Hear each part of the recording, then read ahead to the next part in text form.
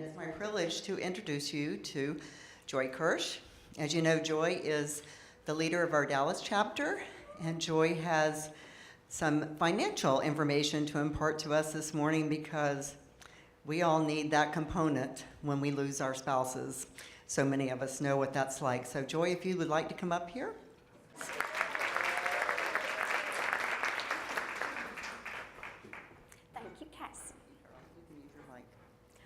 Oh, I'm not getting that mic. Okay, I've already screwed up and I just got up here. Good morning. I don't think anyone I know is comfortable standing in front of a group of women, so I'm going to ask you to practice an exercise with me because I need to do it. And I would like to just kind of incorporate some. Joanne's voice is normally like so faint that we wish she would carry a mic around her all the time. Those of you who know her know what I'm talking about. So our next speaker is John Collingwood, and I met John at Tara Collingwood's 40th birthday party. And it was a really interesting moment when John came over to me and he said, "I need your help." What? What, John? I don't know what to do. I've never dated a widow before, and I want to get it right. And he was so kind, and I saw the look in his eyes, and I thought, this is an interesting moment. And I said, "John, there's only one thing you need to do." He said, "Oh, this should be easy. I can do this." I said, "Here it is. Bring the joy." That's it. And from that moment on, we had a connection, and John is probably our biggest male advocate from Auto Widows Club. I don't know if you're planning on talking about Johnson & Johnson, but John works at the Human Performance Institute here in Lake Nona, and Johnson & Johnson turned us down to be a donor matching nonprofit. And John fought and fought and fought, and finally said, like he said, "I will not take no for an answer," because this is the most important thing, women's health. And I know that because of Tara. And so I asked him to come and speak about dating a widow from a man's perspective because I think it's a really valuable thing.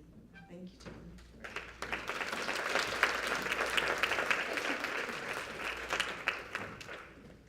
Well, good afternoon, everyone. So bring the joy.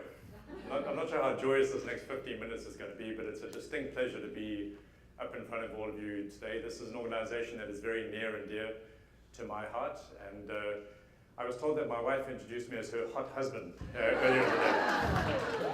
And all I can say to that is, thank God love is blind.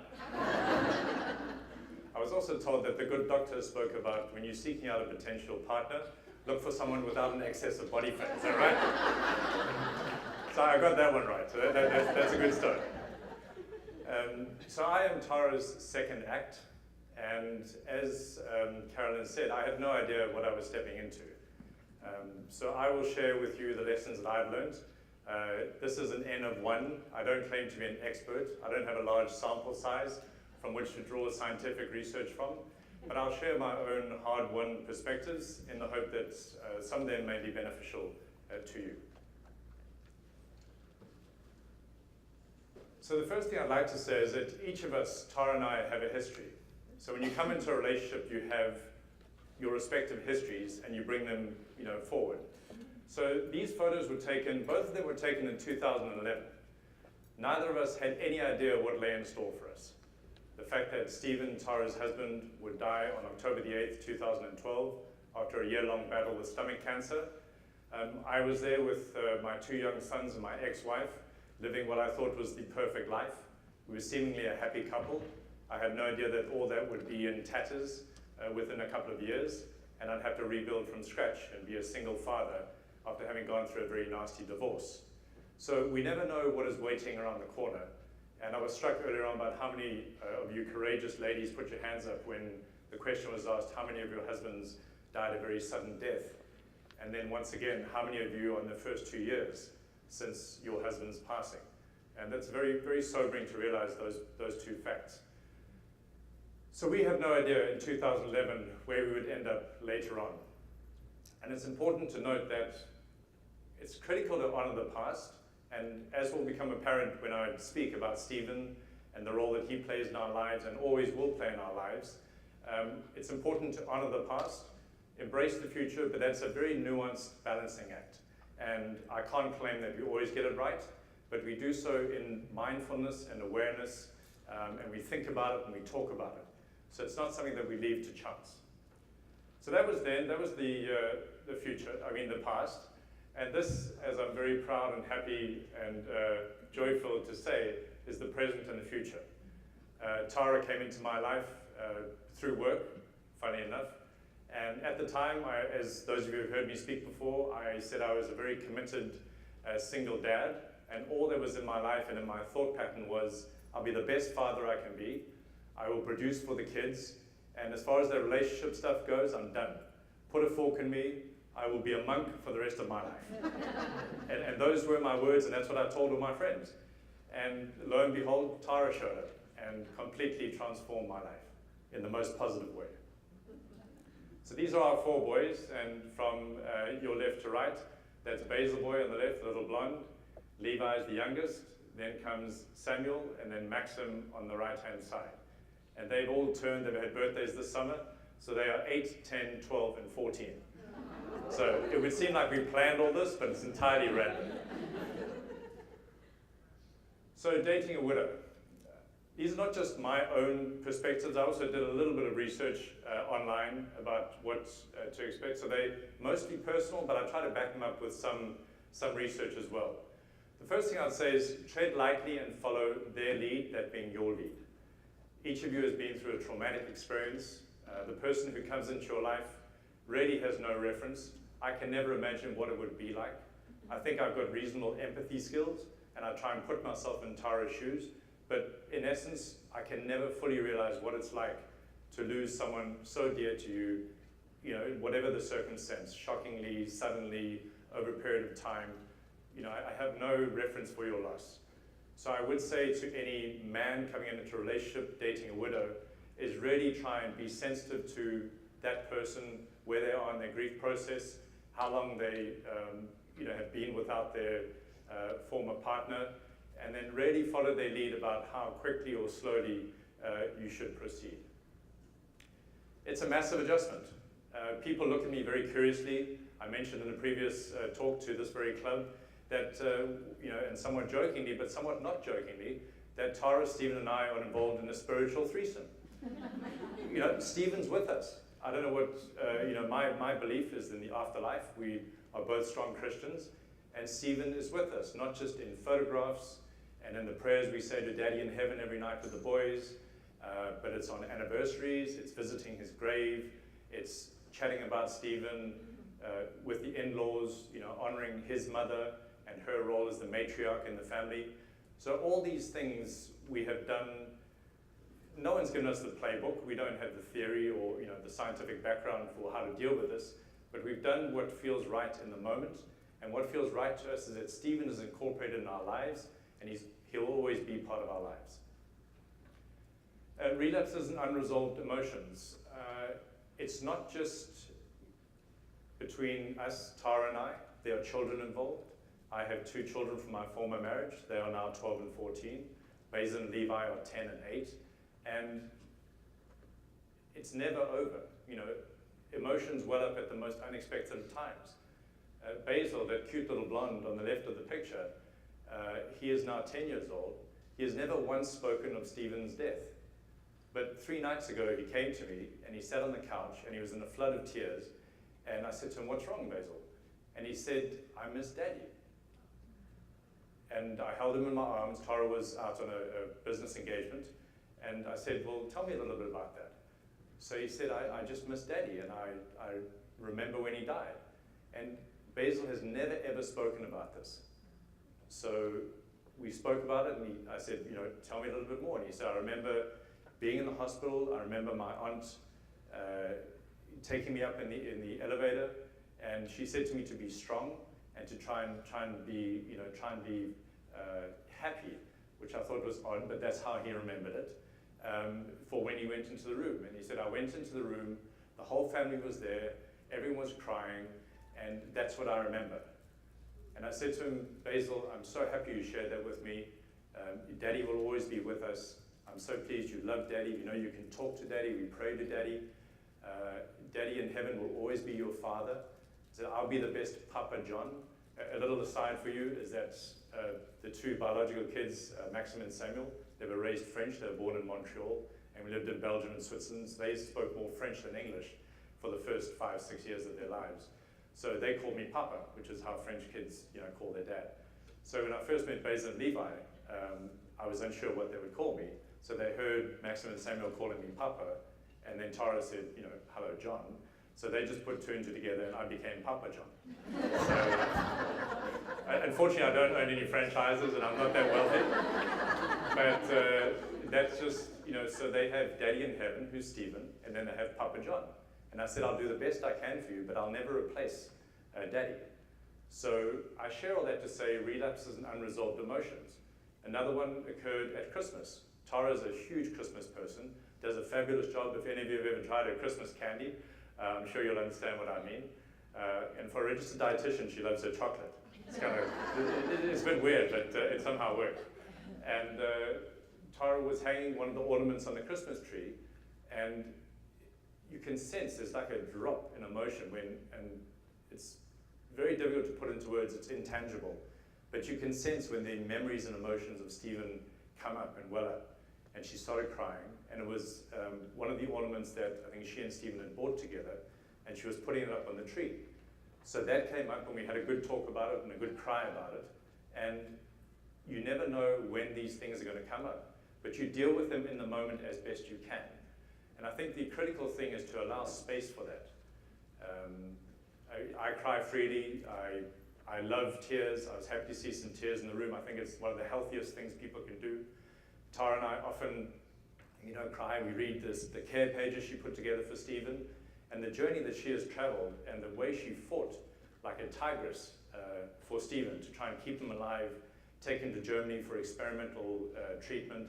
She went to the ends of the earth for her husband, and she has my utmost respect for that.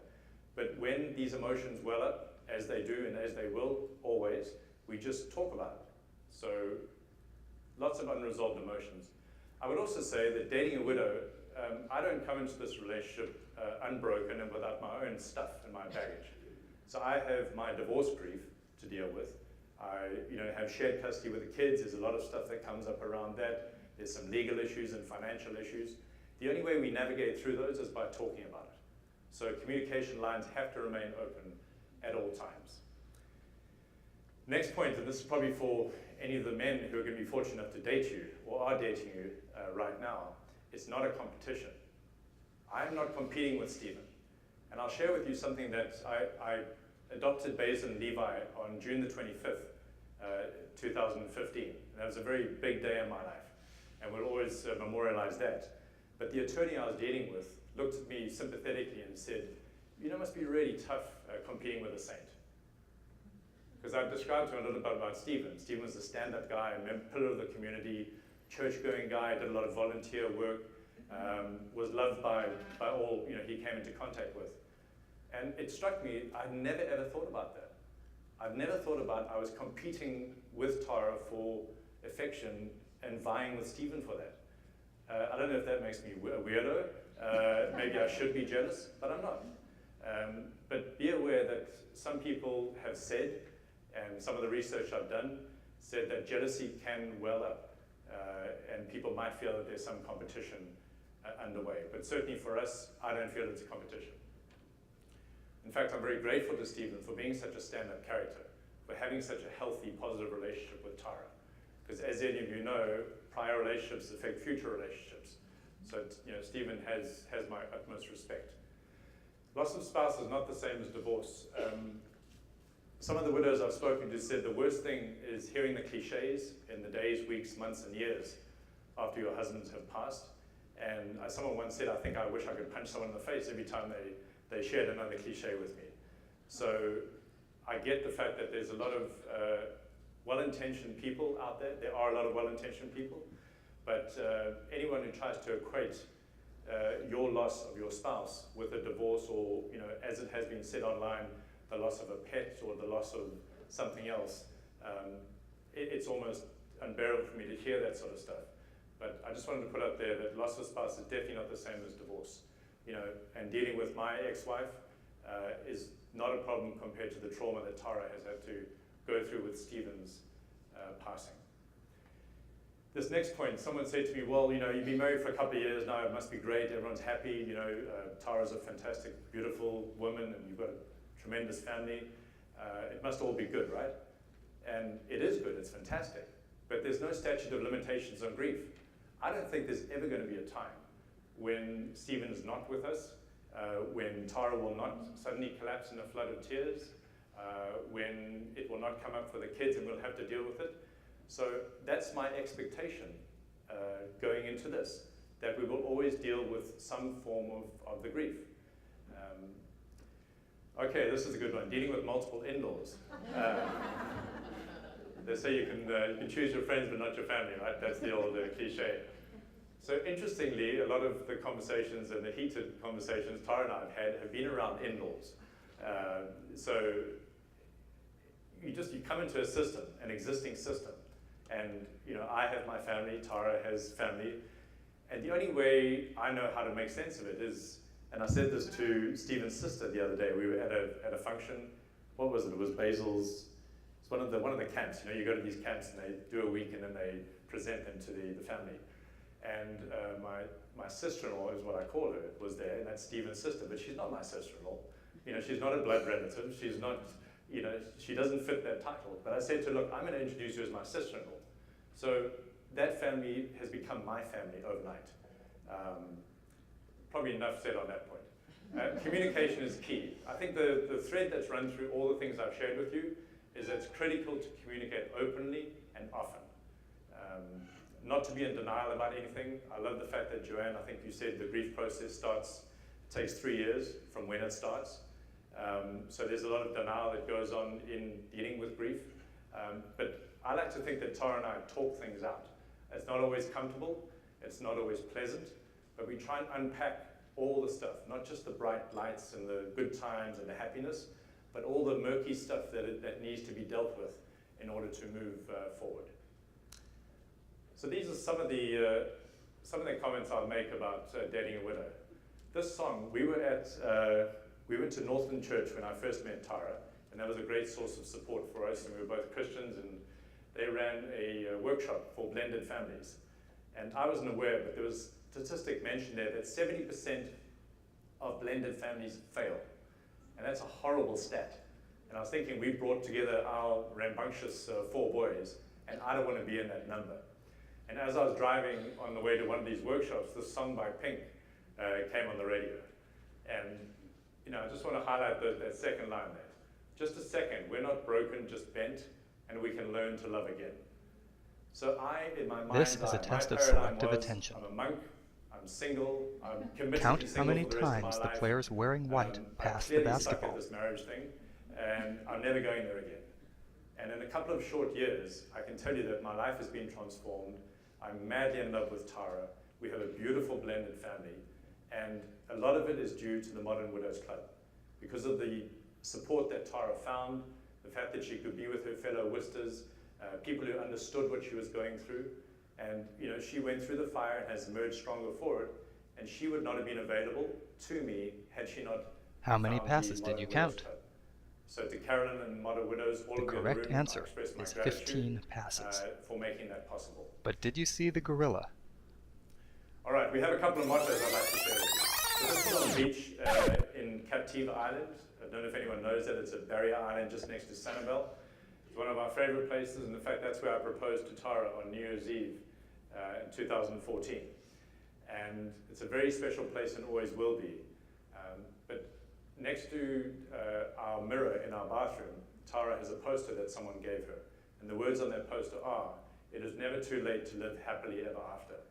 So despite whatever travails, whatever tragedy you've been through, and I know you've been through a lot, never doubt the fact that as miraculously as it happened for us, something similar could happen for you should you choose it, should you wish it. Because it certainly blindsided me. I had no idea that life could be this good and that I would find Tara. So, our second motto is the greatest gift we can give those who have gone before us is to live fully in their place. So I've told you about Stephen. I thought it appropriate that we have a picture of this good-looking guy up here as well. He was 50 years old when he passed. By all accounts, he was a devoted husband to Tara and a loving father to Basin and Levi. And one of the favorite verses that he quoted was from Timothy about fighting the good fight and finishing the race. He, like Tara, was a fantastic marathon runner, and that verse was near and dear to him. And he will be forever in my heart and our hearts. So thank you for your time. Thank you for listening to me. I'm not sure that I brought the joy, but I did. I hope that I brought a few pieces of advice for those of you who might consider dating again. One thing, if I may make a request to anyone in the room who's in the Orlando area. We have 4 boys. We have busy lives. We both work. If any of you ever would like to babysit for us, feel free to contact Tara. Thank you.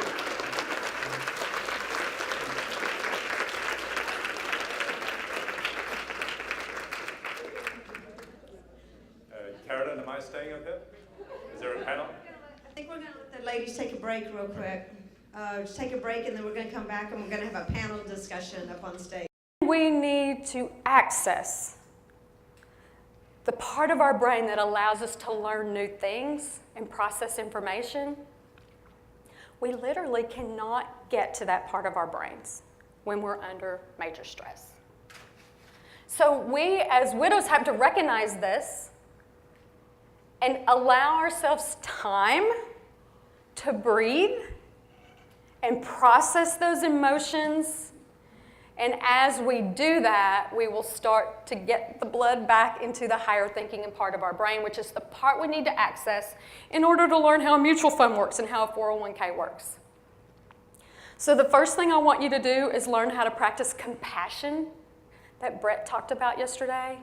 We have got to recognize that widow's brain is a real thing, right? And it's okay. It is a temporary cognitive diminishment. And it will come back. But if you start making decisions that are lifelong decisions or long-term decisions in that earlier part of your life, I suggest to you that you're setting yourself up for some real disappointment. So let's talk about something we learned yesterday about how to get blood into the higher thinking parts of our brain.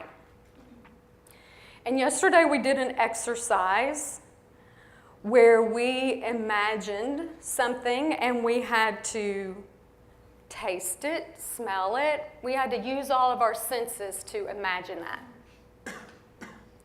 So I want to apply that exercise to that new decision that you made yesterday in Jody's class. You remember that? I am grateful for, right? Because we wanted to think about that in the present. Even though it may be happening in the future, we talk about that as if it's already happened, right? So I do this with my clients when they come in for financial plans because my widows, I recognize, are in a place of stress.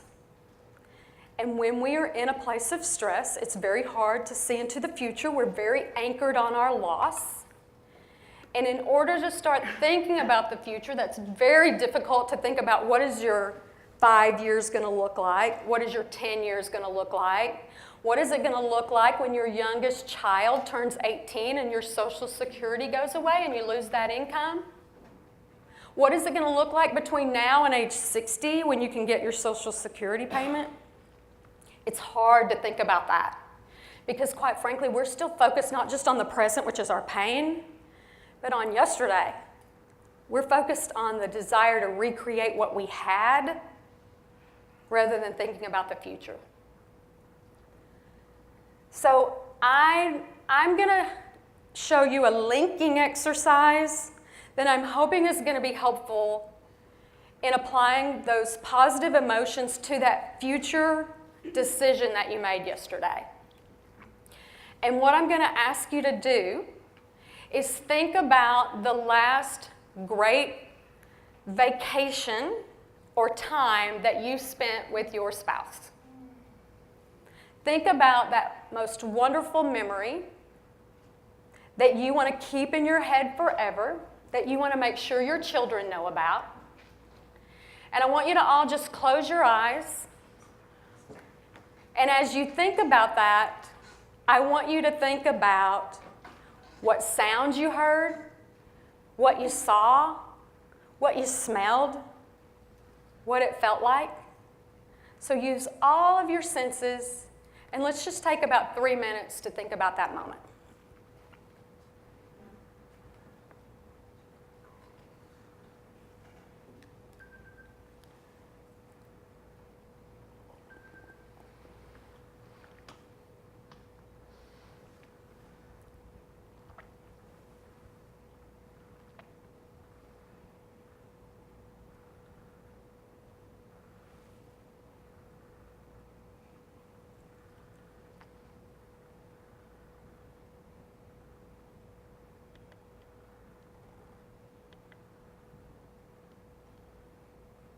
And now I'd like you to turn to the person next to you and share that story with them. Tell them about your husband. Tell them about your last greatest memory.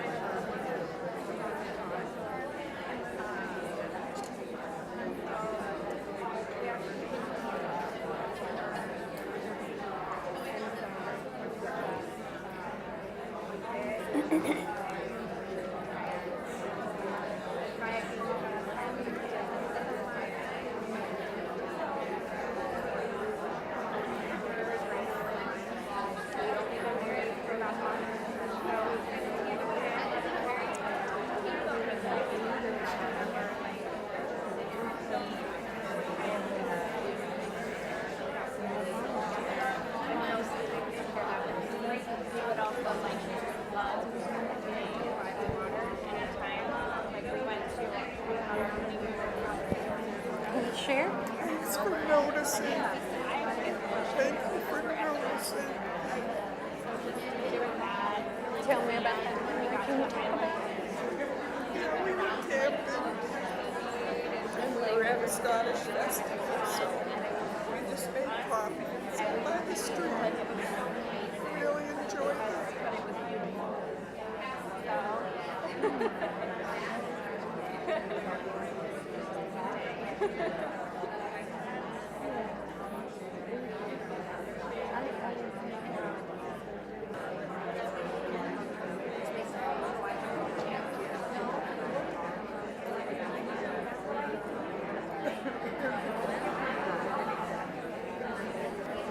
All right, will you come back with me? Come back, come back, come back. So what do you notice about the energy in the room? Do you feel better? Feedback here. It depends is what I'm going to tell you. It depends on how close you are to your loss. At 24 years out, I share those memories with so much pleasure and warmth and joy because that's all I have left. But when you're close to your loss, thinking about those things, as joyful and happy as they were, can still create a lot of pain, right? Because we're very focused, we're very anchored in that loss. But what I want to suggest to you is that these exercises have the ability, and they're you can access them at any time. You have the ability to change your state of mind. And so when you're approaching tasks that are not fun for you, and for most people, the statistic says that we spend more time planning our vacations than we do our financial lives. Sounds a lot more fun, doesn't it? You can call on these little tools to help you get in a better frame of mind. We know how to breathe, right, to center us. And we know how to access memories using our senses. And then I want you to take that same feeling and apply that to your future. Because it's not the actual event that we have to place, it's that feeling. And just like our brains don't know whether stress or growth, they don't know, it doesn't know the difference between stress or growth.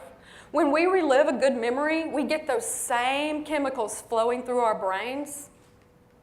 And that's what we need to access in order to get into that higher thinking part of our brain and be able to make decisions about things that are difficult. So Kim shared a story with me. And may I? Kim has a wonderful memory about having coffee with her husband by a stream. And she told me that later, whenever things were difficult, he would say to her, well, let's just go back to the stream. Let's just go have coffee by the stream, right? That's what we call a touchstone. We all need touchstones, these things to hold on to. And Kim has probably a coffee cup that is her special cup that she goes and gets, would be my guess. When she has coffee by the stream, you probably usually have it out of a similar coffee cup, do you not? Get those touchstones. Those are important, but recognize that you have the power to change what's going on in your mind, and you need to access those same positive energies to start applying that to your future big decision. So what we're talking about, again, is what we need to recognize about widowhood, and that is it is a major traumatic event. And stress literally causes the blood to run from that higher thinking part of our brain and cause temporary cognitive slippage. And if you are 5 months out, 6 months out, 7 months out, and you think, I am losing my mind, literally, you are. Guess what? You are. But it's temporary, and that's the good news. And you can look around the room and find someone who's a year out and 2 years out and recognize that we start getting that back, but that we can also access these tools to help us have a better experience as we transition through. So here are some of the characteristics of grief, and you may identify with some of these. Narrow focus, short attention span, inability to concentrate, hyperreactive, fear-based, fractured focus, loss of possibilities, inconsistent behavior, victim behavior, combative behavior. I went through some of that. My husband committed suicide. I was not a happy camper for a while. But all of these are very natural and normal, but they can really affect our long-term decision making. And remember when we were talking about heuristics and those rules of thumb? What's the rule of thumb for how long you should wait before you make a major decision? The rule of thumb that I hear everywhere is 1 year. To borrow an expression like we would say in Texas, that's a bunch of crap.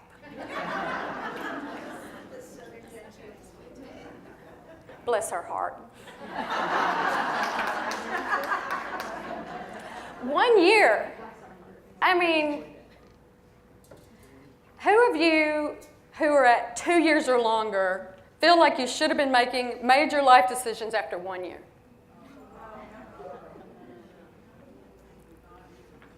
Cindy? At 1 year or earlier in the first year? I was going to say, Kimberly, that was pretty impressive. You're going to be my new poster child. Oh, we're going to get an example of why you shouldn't make a decision in the first year.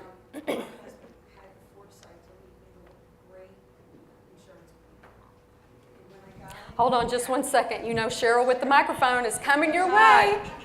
My husband left me financially secure with his Lockheed Martin. He got quite a bit of money from that. But the first thing I did with it, I acted out of emotion because I said, I know Bruce would want the kids to have this. So I invested almost half in my daughter's home. And I invested quite a bit into my son's new home. And it felt really good, but I don't think I was in that place to make that major of a decision. I love my kids, but I love my financial security. If you have to live with one of them, they both have my homes. daughter. No. She's got a room for me already. Perfect example. Thank you for sharing that. And what we're trying to do at Modern Widows Club and in other organizations is help you transition with as much success as possible, right? We don't want you to look back and regret the decisions that you made. So that's why recognizing these characteristics will help you to pace yourself. I do not think if you are at all in a place where you can afford to not make a major decision, such as selling your house, everybody says wait a year. I will go back to what Joanne's counselor told her yesterday. Grieving process takes at least 3 years, and it depends on when you start it. And I didn't do my 3 years all at once. I did it in fits and spurts. So when life changes, money changes. And when money changes, life changes. We can't get away from the fact that we are now responsible for making these decisions, but this is what it's going to look like. This is a chart that I borrowed from the Institute for the Certified Financial Transitionist. And this group studies change and transition and how it affects our financial decisions. And look how this looks. There's an anticipation stage. For those of you who didn't have a sudden death like mine, for those of you who nurtured your husband through a year or longer of cancer or whatever that disease was, as soon as you find out that you've got a potential trauma, the chemicals in your brain start changing. Your body, as a result of that, your physiology starts changing. That's the anticipation stage. And then there's the ending. And remember when we talked about those decisions yesterday, those damn decisions? That's the ending. Where there is so much coming at you that you are just trying to juggle all those balls and keep one of them from falling. And depending on how complex your situation is, that ending stage can take longer for some than others. And then there's the passage stage. And we've been quoting a little bit of Oprah this weekend. I want to give you a Maya Angelou quote. She says, "We all marvel at the beauty of the butterfly, but we forget the passage that it took to get her there." And if you know anything about the journey of the butterfly, it's not pretty what's happening inside that chrysalis. If you've ever opened one of those up in the process, it's gooey and yucky and gross. And if you open it up before it's time for that butterfly to come out, it's going to die. We're in that passage. We take steps up some days, like when we're here and we're growing. And there are days after we leave here that we'll take steps back. I call them ambushes. 3 years after my husband died, I was in Tom Thumb. I don't know if y'all have those. I'm pushing my grocery cart down the aisle, and I'm in canned goods, and I look down, and I've got Fruit Loops in my basket. I don't need Fruit Loops. I stuck my husband's cereal in my basket. And in the middle of the canned goods aisle, I went, "Ah!" And I started bawling my eyes out, and I'm sure those ladies were going, "Well, yeah, the beans went up a little bit in price, but that's kind of overreacting, isn't it?" Those are ambushes. I was about 3.5 years at that point. So they're going to happen. They're ambushes because they come out of nowhere and you don't see them coming. And that's what that passage looks like, right? We're going up, we're going back. But what we're trying to get to is what our new normal is. And normal is not the same, right? It's different, but it sure doesn't have to be worse. It's up to us to choose, like we were working on yesterday, what that new normal looks like. So what I want to leave you with is that there are two sides of money. There is the technical side, which most of us can't stand the thought of it. I'm a nerd, I kind of like it. But there's also the personal side. And what I will suggest to you is that if you stop thinking about your money as dollars and cents, but instead as a way to support you to that future goal, and you can start thinking about that future goal using all your senses, and you can taste it and smell it and touch it. That goal is what your future life looks like, and whether you like it or not, or whether you like to think about it or not, it's going to take money to get you there. And Jody says you can choose a poverty mindset, or you can choose an abundance mindset. And I will hope for you that you will choose abundance. Because not only will it get you through that passage to the new you, but if your new you includes giving back to others, and that is what makes such a big difference in my life, in the Dallas chapter, that also takes money. So dream big, because you're in control. And the good news is you don't have to ask anyone else for permission.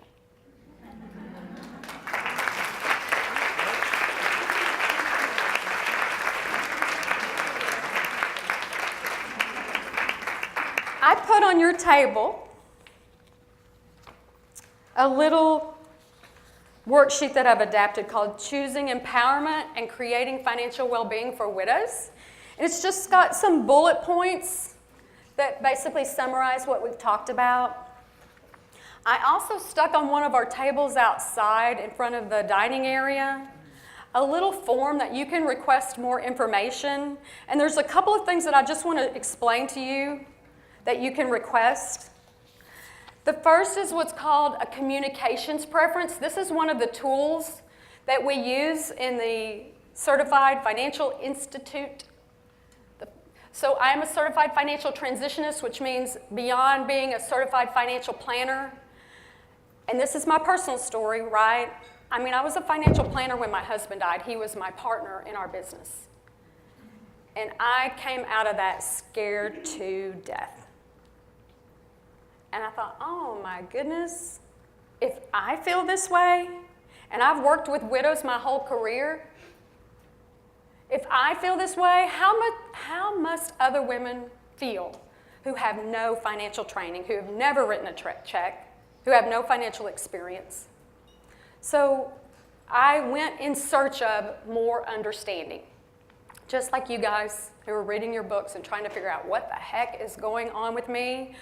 Why is it that when I can't find my tennis shoes, they finally show up in my refrigerator? We think we're going crazy, but we're not. Well, we are, but it's temporary. So this is one of the tools that people focusing on transition are helping develop so that we can communicate better. This is called a communications preference, and it's to help you understand how you're comfortable learning, how you make decisions, and how you need to communicate to ask for what you need. How many of you have gone to a meeting with a financial advisor and just gotten patted on the head and said, you're going to be just fine? Don't worry your pretty little head, you're going to be just fine. Oh my goodness. You have got to take responsibility for this. The number one thing that I hear most from widows is, I wish I had known where my stuff was. In the attic? You just found it? Never knew where he put all our tax stuff, and I've never been up there before. Boxes and boxes. But the good news is you found it. Yes. I feel like there's a dragonfly in here somewhere. Somebody find the dragonfly. Yeah. So you can check the box on the little worksheet and get your communications preference. I also have a financial personality worksheet. This talks a little bit about your style. It's very important to know who you are and then how to communicate what you need. Do not allow someone to pat you on the head and tell you everything's going to be okay. I lost my husband. I don't believe everything's going to be okay. I need to make it okay with the choices I make.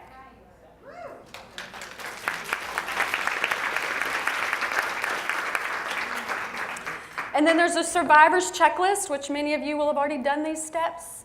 But I think this is a wonderful tool if you ever have a friend. But it goes from early stages to passage to growth. And so all of these are free. However, I didn't bring them because I want to email them to you because it's cheaper that way. I'm a financial planner. What can I tell you? Thank you for your time. Best wishes. You know, I truly believe this can be a transition or a transformation. Find your dragonfly. Thank you.